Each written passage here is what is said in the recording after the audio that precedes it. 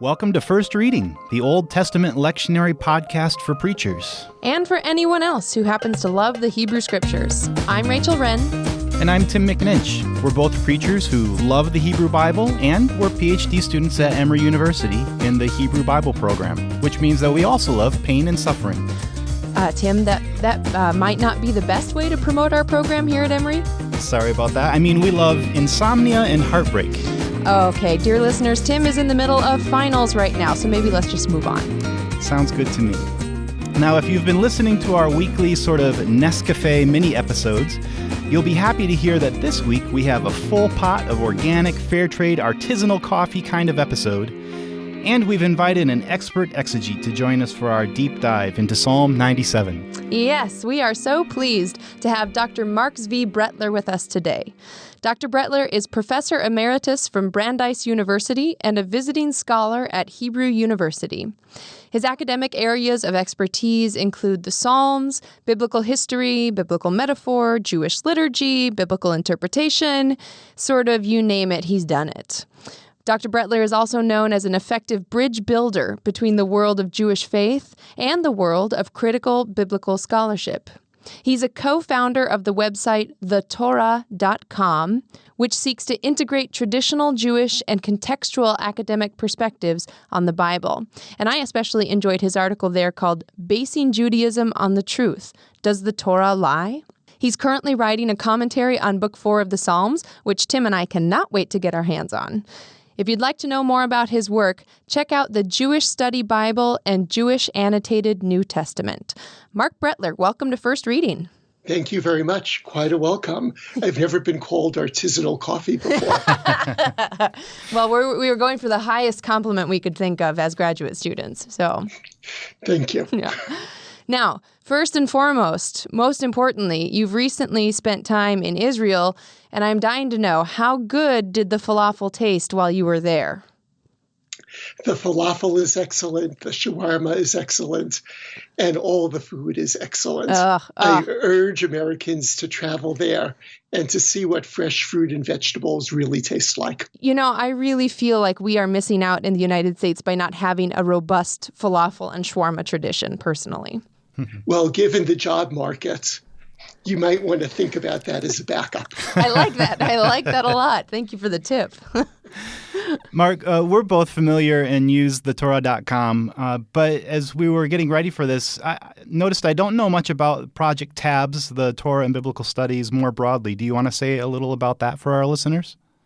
Sure. That's the general project which engendered thetorah.com, and that started a little more than 5 years ago when I got an email out of the blue from someone who was Jewish and involved in the Jewish educational world, who suddenly found himself interested in critical biblical perspectives and was looking for good websites that would explore that issue, and he did not find any.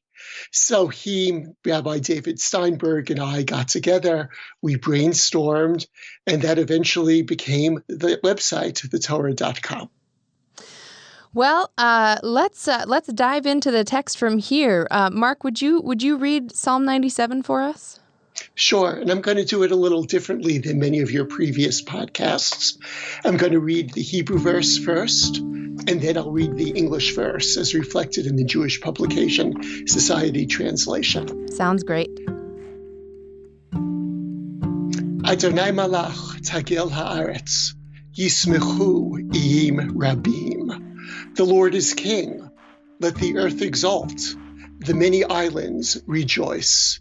Anan varafel sevivav, tzedek umishpat mechon kiso. Dense clouds are around him. Righteousness and justice are the base of his throne. Ish lefanav telech, utelahet saviv tsarav.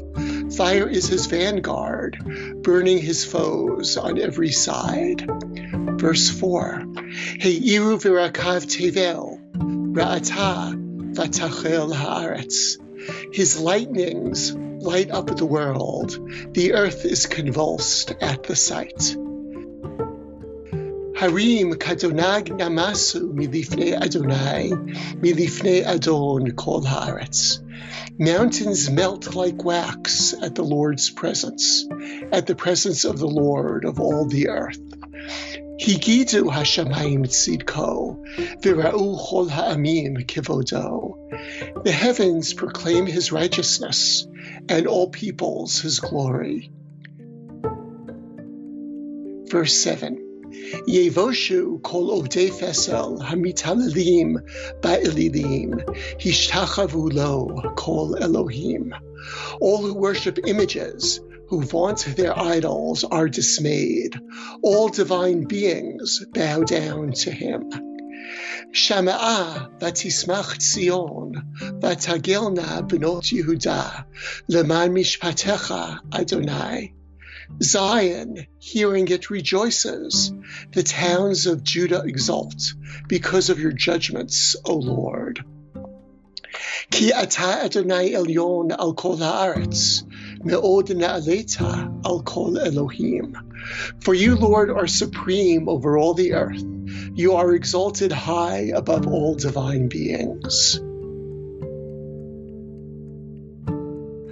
Verse 10. Oavei Adonai sinura, shomer nafshot chasidav, miyad rishayim yatzileim. O you who love the Lord, hate evil. He guards the lives of his loyal ones, saving them from the hand of the wicked. Or zarua latzadik, uli yishredev simcha. Light is sown for the righteous, radiance for the upright. Verse 12, the conclusion. Simchu tzadikim b'Adonai, v'hodu l'zecher kodsho. O you righteous, rejoice in the Lord, and acclaim his holy name.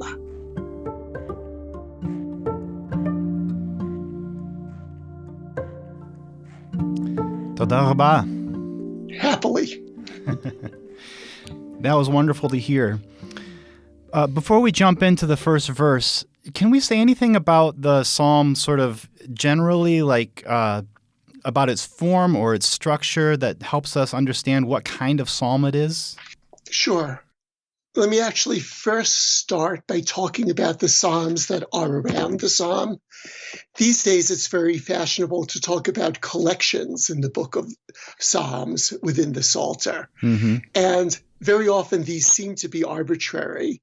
But in this case, clearly Psalm 97 needs to be considered within the Psalms that are around it, mm-hmm. all of which, in one sense or another, deal with God as King. This starts in Psalm 93 and concludes either with Psalm 99 and Psalm 100. So this is all a larger collection that deals with either God as King or God becoming King. There's a big debate about the interpretation of the first two Hebrew words of the psalm. All of them deal with God's power, and all of them, or just about all of them, connect God's power with God's justice, which is a significant element of Psalm 97 as well. Mm-hmm. Right. Okay, so that's the broader context of the psalm. If you want to talk about the psalm itself and its structure, psalms often do not have a super clear structure that is highly symmetrical, but it is likely that this 12-verse psalm should be divided into 3 sections, where the first one is 6 verses, and then the following 2 sections are 3 verses each. So you have a 6 plus 3 plus 3. The first 6 verses describe the divine theophany, the appearance of God. The next 3 verses, from verses 7 to 9, deal with other gods and their worshipers. And if the first 6 verses emphasize seeing, verses 7 to 9 emphasize hearing, especially at the beginning of verse 8. And then there is a transition in the last 3 verses where Israel is addressed directly, or the lovers of God within Israel are addressed directly. And certain terms dealing with righteous people occur in each of those verses. I would also say, and I hope that some of you listening there heard this as I was reciting the psalm, different parts of the psalm have different lengths. Mm-hmm. So most biblical verses can be divided into two parts, what we call bicola. So for example, verse 1, and just listen. It doesn't matter that you don't understand the words. Adonai malach tagil haaretz, yismechu iyim rabim. But if you listen to the second section of the psalm, verses 7 through 8, those are all tricola. Each verse has 3 sections. So just so you could listen to verse 8, Shama'a vatismach Tzion, vatagilna bnot Yehuda, leman mishpatecha Adonai. So it is not only topic which divides the psalm into sections, but it is the poetic structure which does so as well. Mm-hmm. Yeah, it's so helpful about the structure of the psalm. I noticed as I was looking at the Hebrew as you were reading it in verse 7, which begins that second section, even the words themselves lengthen. You have very long words with lots of different prefixes or suffixes. It's a shift in the poetry itself. Yeah, there is a shift there. I think that is the longest verse in terms of if you counted syllables or how long it would take to recite it. And that will sometimes happen at the juncture between 2 sections, because having a super long verse there is a way of saying we've started a new section because it is so much longer than the previous verse 6. I also noticed in the way that you divided the psalm helps to bring this out as well, that it begins with rejoicing, exulting, and it also ends with similar joy and exultation. But the middle section there, starting in verse 7, switches from joy to shame or being ashamed. So even the emotional experience of the psalm shifts at that point. That's a really nice observation. And this psalm, I think, has as one of its main motifs joy, which is very important to remember because many people think that joy is not a significant part of the Hebrew Bible or Old Testament, but indeed it is. So the root samach for joy is repeated, if I counted properly, 4 times within the psalm. You're right, it begins the psalm and it concludes the psalm. That is not an unusual pattern where you have a type of bookends, or what's frequently called by biblical scholars an inclusio, where a term or a phrase is used at the beginning and the end to frame a particular literary work. And of course, your observation about the difference between joy and shame is a very important one, because we sense the significance of joy if you then mention its antithesis, the shame of the others. And by the way, similarly, in terms of antitheses in the psalm, the word land, eretz or haaretz, appears, I believe, also 4 times in the psalm. And there too, that gets highlighted by a mention of heavens that you have once within the psalm. So again, it is opposites which highlight what the main themes of the psalm are.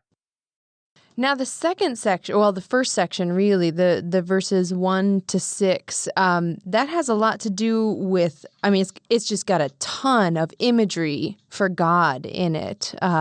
Storms and clouds and mountains melting like wax. Could you sort of flesh some of those out for us? Sure. And I'll also mention that the 2 images which you noted are more connected than they might seem. So let me start with the image of verse 5 of mountains that are melting like wax. I'll just say that for us, that is a very, very striking image. I would note that Micah chapter 1, verse 4 uses that same image. So I really wonder if that was a relatively common image that existed within ancient Israel. And it's just because we don't live there that it strikes us as such a surprising image. Or another possibility is the ancients viewed plagiarism very, very differently than we did. And, it is quite possible that our psalmist is copying this image from the first chapter of the book of Micah. But the main point that I'd like to make is that the mountains melting like wax in verse 5 is closely connected to the image of God as a storm god in verses 3 and 4. And just to remind you, that image opens with fire is his vanguard. And of course, once you mentioned fire, which the following verse clarifies, really means his lightnings. Mm-hmm. And that's a strange translation in the JPS. I don't know if you heard the S at the end of lightnings, but that is trying to reflect the fact that the Hebrew virakav is in the plural. So you have fire and lightnings. And of course, if there's wax nearby, it's going to melt. So the image of verses 3 and 4, or verses 2, 3, and 4 leads right into the image of verse 5. And the image of verses 2 and 4, which is a very, very striking image, is also a rather standard biblical image. Before I used the term theophany, which is based on the Greek words, the appearance of God. And in a wide variety of biblical texts, in Psalms and elsewhere, where God appears as a storm god. And this explains the dense clouds that surround God, the lightning that accompanies God. Of course, what's a little unusual about the psalm, and this typifies all of the psalms in this collection, is if you read verses 2, 3, and 4 together, almost all of them deal with the power of God. And you could imagine, and this might really be the case, that these are various features which the God of Israel absorbed from the ancient Canaanite god Baal, who is also often depicted as a storm god. But if you read verses 2, 3, and 4, you'll see that one of these things is not like the other. And the one that is not like the other is the second part of verse 2. Righteousness and justice are the base of his throne. This is not pure power. This is not arbitrary power, but this is power which is fundamentally connected to the vision that the God of Israel is a righteous and just God who seeks righteousness and justice from others, which will, of course, tie to the last 3 verses of the psalm. Right. It connects the raw power of God to a moral context. Exactly. Power with a purpose. Yes. Right. Mm-hmm. Something else that strikes me in that section is the universal quality of that power. We have the repetition of the word kol really over and over there. We've got God's power over kol haaretz, all the peoples, kol ha'amim. And later on in the next section, that pattern continues, that the reign of this God is extending over the whole earth. Yeah, that's a very nice observation. I would need to check different translations to see if in all cases they translate the Hebrew word kol as all, which is what it means. And again, this often becomes an issue of English translations, where English does not tolerate repetition as well as Hebrew does. That's right. So sometimes these central terms, such as call, meaning all, which are repeated strategically within the Hebrew, that is often not picked up within the English. And you're right that the term call really does reflect a type of universalism.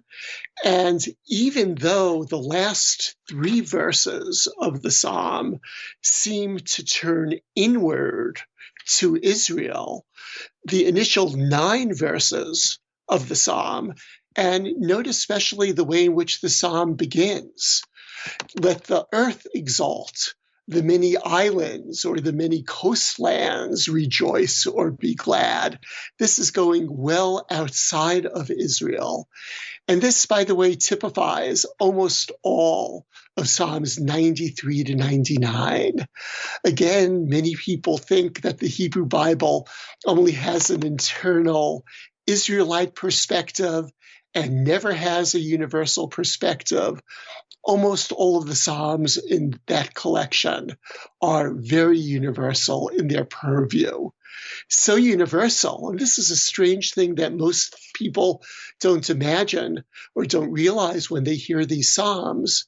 These Psalms are imagining that foreigners are listening in as the Psalm is being recited. And they too, the foreigners, the non-Israelites, the entire world, sometimes meaning the inhabitants of the entire world, and sometimes even meaning the natural world itself. The entire world is expected to praise God for God's power and God's justice. That's true. If we move into verses 7 through 9, there's also a critique there of the outsiders, of those who are worshipers of images and idols. Yes, this is a critique.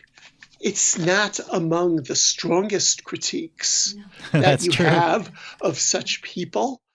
It is found predominantly in verse 7, which again, to refresh your memories, all who worship images, who vaunt their idols, are dismayed.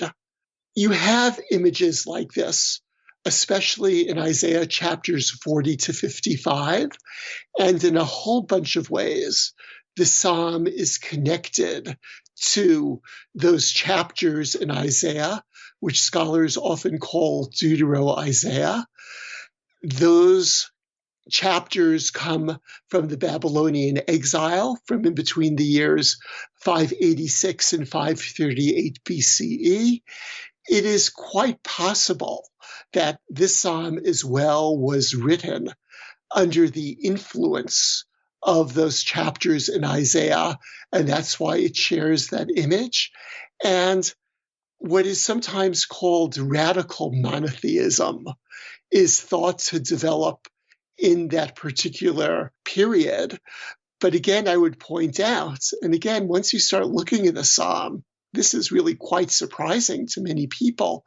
The psalm itself in this form is not radically monotheistic, because it does not say in the end of verse 7 that no divine beings exist outside of God.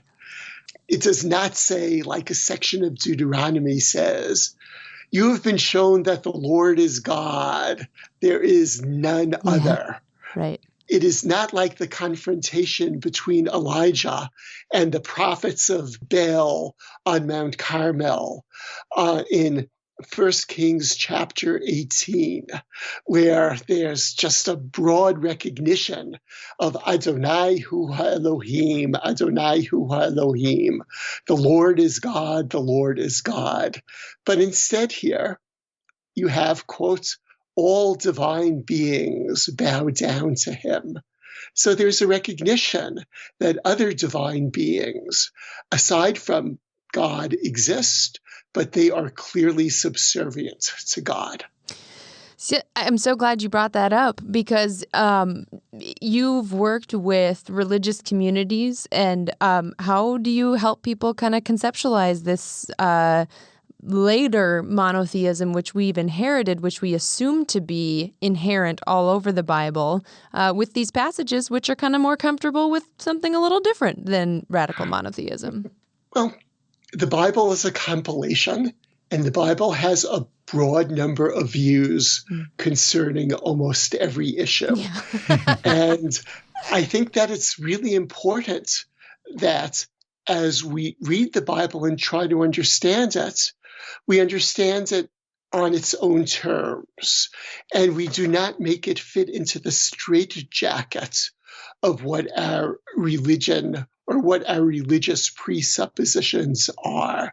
I mean, I also use, when explaining this, a term that Benjamin Sommer has coined, or two terms, of qualitative monotheism versus quantitative monotheism. Nice.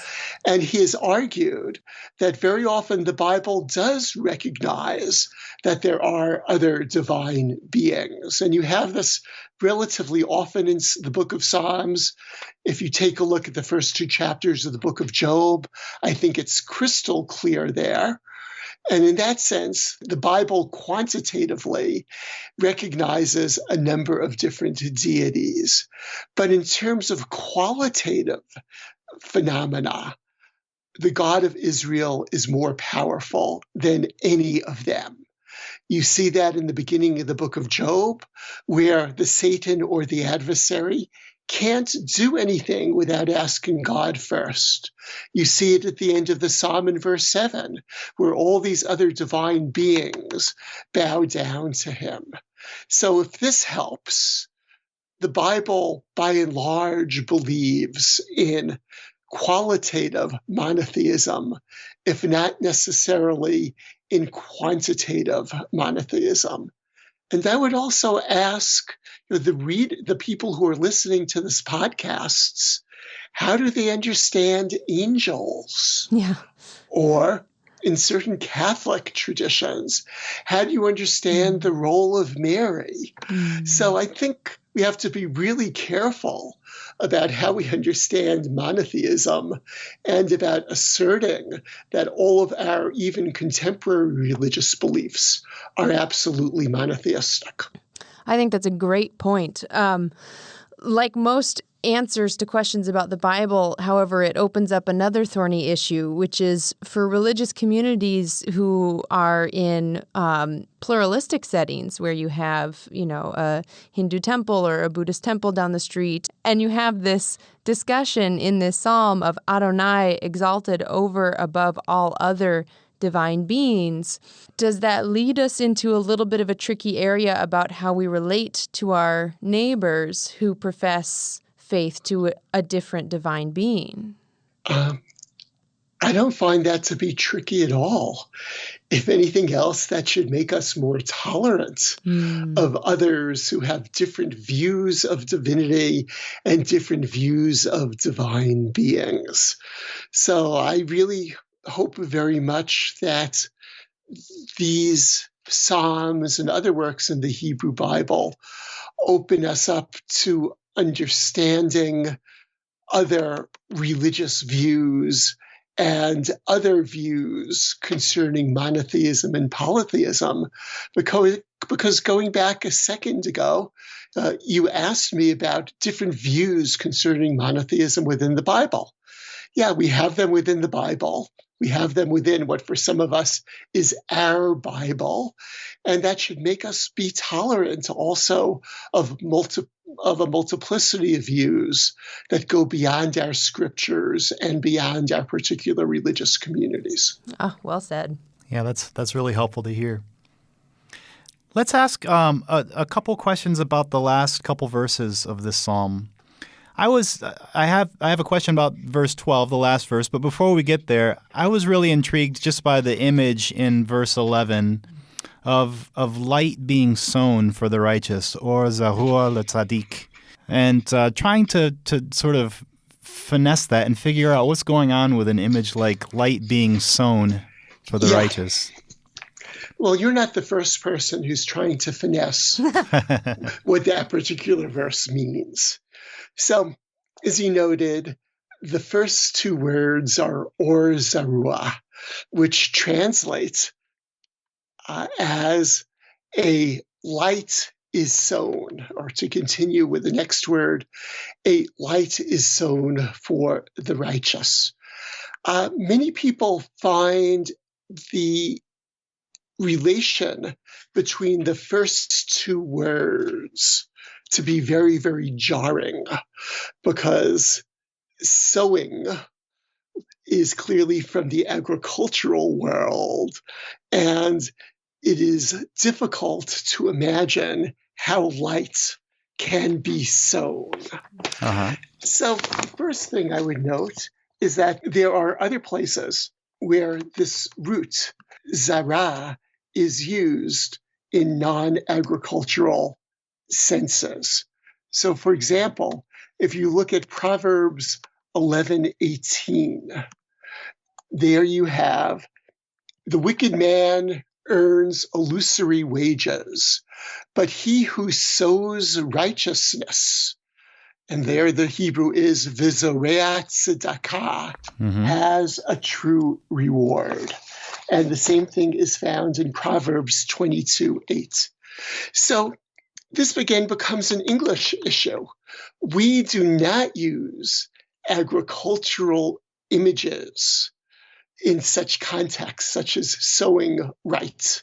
And again, this is sowing always with an O rather than with an E. Very important distinction. Yep. And clearly in ancient Israel, they seem to have used this word more often in a figurative or a metaphorical sense. The other thing that I would note is that there is a likely pun here in the Hebrew, which none of the English translations that I know of has managed to capture. Closely related to that second word, zarua, is the Hebrew verb zarach, which means to shine. To shine. And indeed, the Septuagint, the ancient Greek text of the Hebrew Bible, translates this particular verse using the word shine. So for an English translation of the Greek, light dawned for the righteous, which is certainly a less jarring image. But I don't think... Somehow less fun though, right? I think that it's less fun. I think, given your question before about melting hills or melting mountains, that the psalmist enjoys using very vibrant images. So the way I explore such issues, if we're looking at a humdrum biblical passage and it has one vibrant image in the middle, and by amending it, we can make it humdrum to fit the rest of the psalm, I'll often amend the text or suggest amending it. But this is a very vibrant, powerful psalm. And I think that there's a play on words here, and I will accept what the Hebrew text says, that light is sown for the righteous, and we should be struck by this image. And what exactly does it mean? Well, I deal with metaphors a whole lot. Well, when you plant something, does that mean that it doesn't always grow? Yeah. And is this perhaps a hope that it will grow or that it will grow eventually? Or, as some scholars have suggested, maybe there's some sense of inevitability in this agricultural image, that you plant something, if it's a good seed, you water it, you give it sunlight, and it may take a while, but it certainly will grow. And if that's the direction in which you take this particular metaphor, then it is expressing the inevitability of a good result for those who are righteous and upright. I like that. The other thing that is fun about allowing the agricultural image to kind of hover for a bit and not amending it and changing it to something that sounds a little more logical is when you plant a seed, what comes out of the ground looks nothing like that seed right away. So what sort of fun kind of play do you have if light is sown, what comes up out of the ground and how is it different from what we might be expecting? Yeah, that's very nice. And it certainly does not mean that the righteous glow or something like that, to take your point a little bit further. Right. The last few words of this psalm have a phrase that we actually encountered a few weeks ago when we were looking at Psalm 30. And it's Vehodu lezecher kodsho. And it's translated usually and in the JPS as acclaim his holy name. But zecher kodsho is kind of a different kind of way of talking about a name. And it has that root of memory, of remember or memorialize. Do you have any thoughts on that word choice? Well, first of all, you've again noted another case of plagiarism.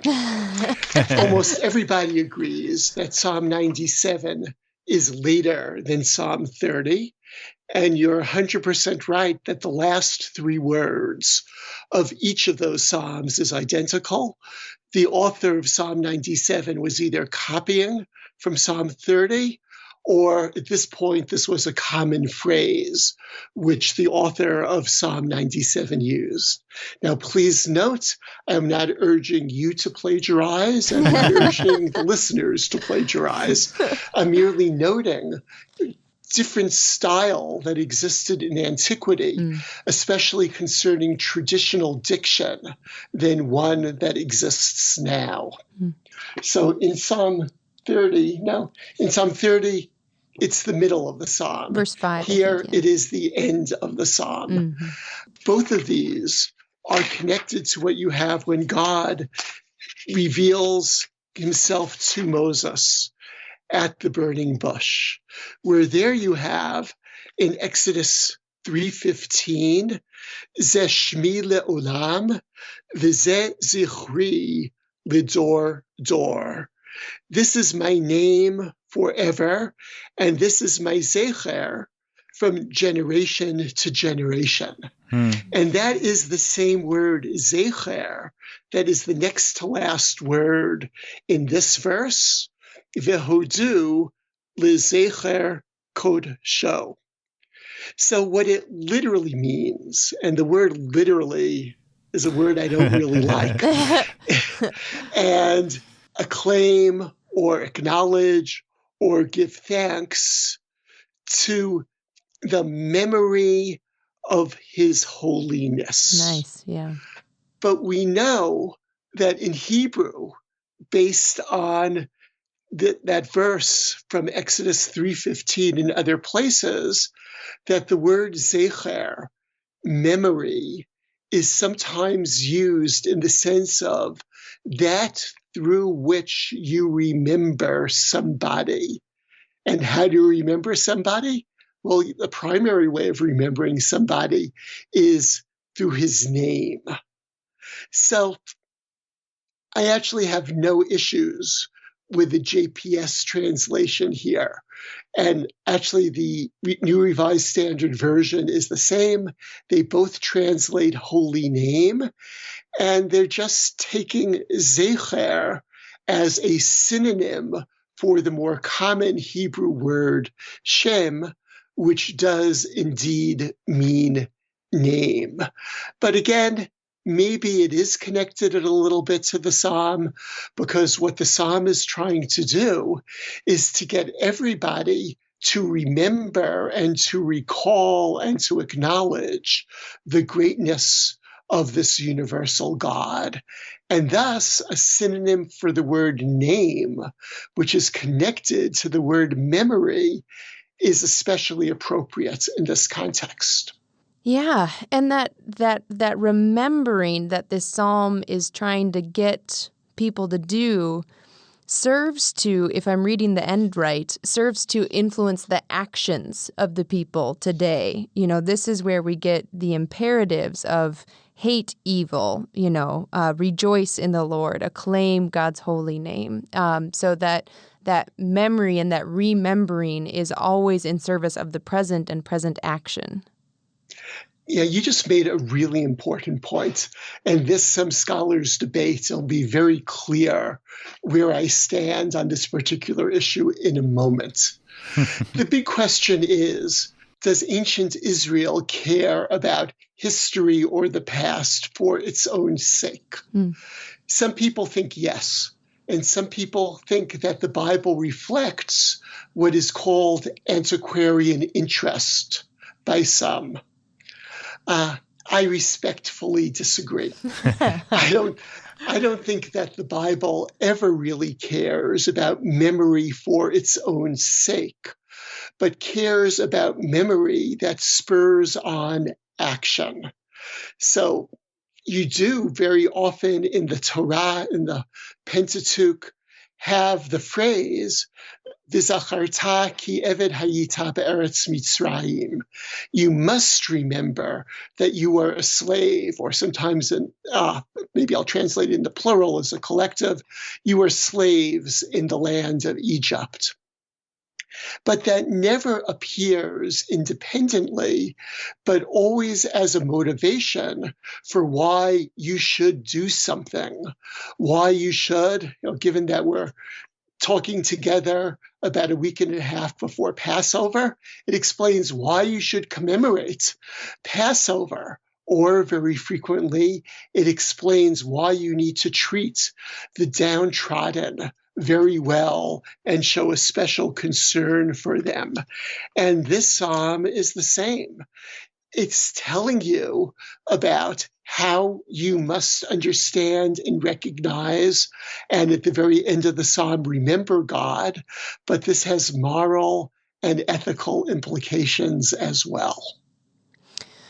Absolutely. And I think that's a great transition point as you kind of broaden this psalm from just the text itself to the community that it's addressing and out of which it produced. Can you say a little bit about the liturgical use of this psalm in Judaism? Sure. If you go to any synagogue on Friday evening, this psalm is one of 7 psalms which is recited as part of the Kabbalat Shabbat, the welcoming of the Sabbath service, where Psalms 95 to 99 are recited. Then Psalm 29, which also deals with the kingship of God, is recited. And then after that, the psalm which is explicitly connected to the Sabbath in the Bible, Psalm 92, which begins Mizmor Shir L'Yom HaShabbat, a psalm, a song for the Sabbath day, is recited. So in other words, Psalm 97 is one of the 6 psalms that represents the 6 days of creation, which is followed by Psalm 92, representing the Shabbat, the Sabbath, the 7th day of rest. And thus, within Judaism, the power of God as reflected in this particular psalm is understood as being the power of God that was seen through the creation of the world. And going back to an earlier point that I made, that because in verse 2 of this particular psalm, you have righteousness and justice are the base of his throne. Within a Jewish tradition, that is understood to mean liturgically that righteousness and justice are the base of God's throne as creator.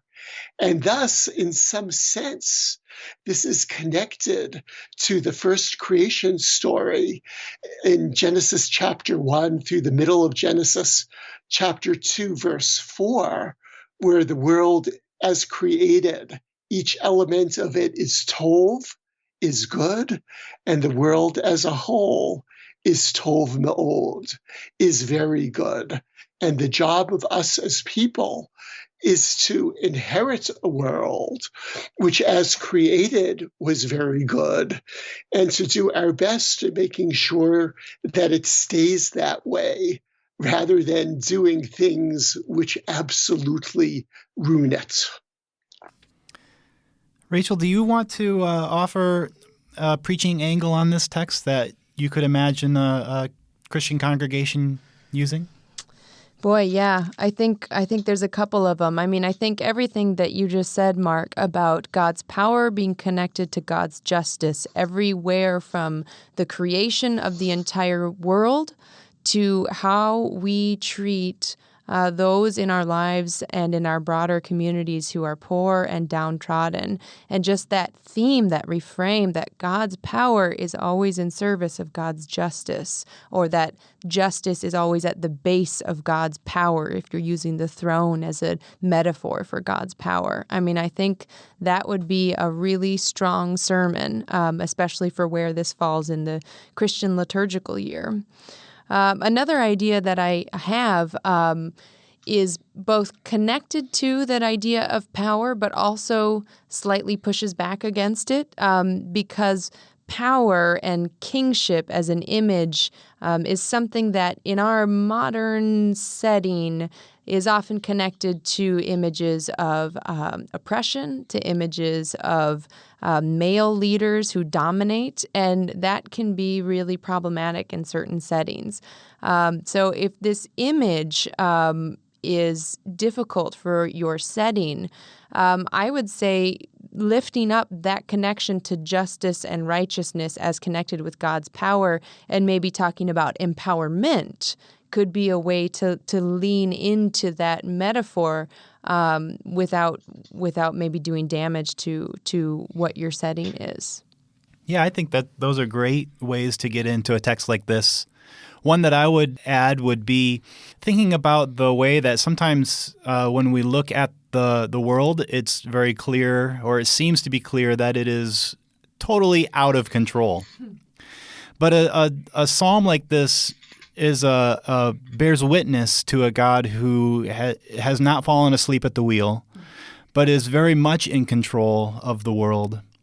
And I really liked the part of our discussion about light being sown for the righteous, in the sense that sometimes appearances may be deceiving. And even though it seems like the world is spinning out of control, it may be that light has been planted and just needs time to germinate and sprout and come up. So that there's so much in this psalm, so much great imagery that you could use in a sermon to talk about the way that God's power interacts with the world. And I would just second what you said, Rachel, about the way that this image of God as being large and in charge is based on it's that reign is supported by God's righteousness and God's justice. I think that's right at the heart of what's going on in this psalm too. Yeah, if I can make a brief comment on what you've said. Please do. So I appreciate all of what you said, and I think that those would be great liturgical uses. I'll just say, Tim, I wish I could share your optimism, and I hope that this psalm might be able to help us be more optimistic, if that optimism could be helpful. Rachel, in terms of your first comment about divine power and justice, something that connects both Judaism and Christianity is the notion of imitatio Dei, that we need to imitate God. And indeed, if we take that seriously, and if God's power is fundamentally connected to justice, that becomes something that we need to remember. That becomes something that we really need to remind all of our elected officials about. And I'm very sympathetic to your point about the problem of kingship and the problems that it creates for the contemporary reader. And I'll just say that if anybody wants to try translating the Hebrew word melech as president rather than king, this whole psalm is going to fall apart very, very badly. But it is important to remember how fundamental kingship was as a central institution in antiquity, and to remember that when God in the Bible is depicted as king, God is depicted as an ideal king. And that really stands behind the image of this psalm and the surrounding psalms as well. Yeah, I remember when I first realized or was told that Psalm 23 is actually an image of kingship for ancient Israel and the ancient Near East, that kings were often connected to shepherds who guided, who tended, who cared for. That really opened up that king metaphor for me in a new way. Yeah, I agree. Well, we're coming to the end of our time here. That's probably a good place for us to wrap up. Marc Brettler, it has truly been a pleasure to talk with you. Toda rabah al kol hazman shelcha, and thanks for being with us. Oh, you show off. So toda rabah lachem. Thank you to both of you. You asked really great questions, and it was really a pleasure talking to you. Oh, thank you. That was just an honor and just really fun to talk with you. Thank you. Remember, if you're interested in more of Dr. Brettler's work, we'll post a link on our website, firstreadingpodcast.com, and you can check out more of his stuff there. Until next time, I'm Rachel Wren. And I'm Tim McNinch. Happy preaching, and may blessings precede you. We need to give credit here to Blue Dot Sessions for some additional music this week during Mark's reading of Psalm 97. And we have a big favor to ask you. First Reading is still in its startup phase, and in the competitive world of free podcasts, we need your help to broaden our reach. If you'd take 2 or 3 minutes right now to forward a link to this episode or to our website, firstreadingpodcast.com, to your network of preaching and Bible-loving friends via email or your social apps, or go to iTunes and give us some stars and a brief positive review, those 2 things will help us exponentially grow our listenership and help make this podcast sustainable for the long run. Thanks for that, and have a great week.